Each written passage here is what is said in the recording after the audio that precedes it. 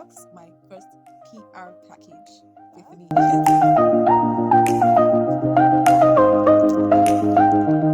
The review. So let's see. I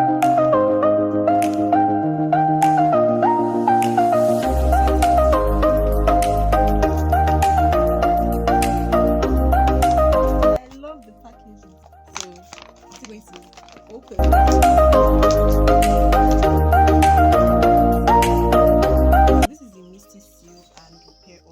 Has argan oil and jojoba oil, my favorite oils. So you guys, this is their 50ml seal and repair hair oil. So let's find out the next thing in this package. So next, my god, the favorite.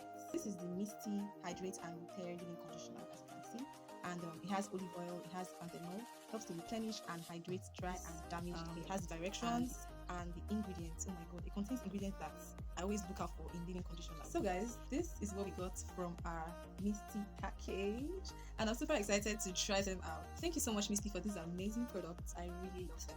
Thanks for watching, guys. Bye.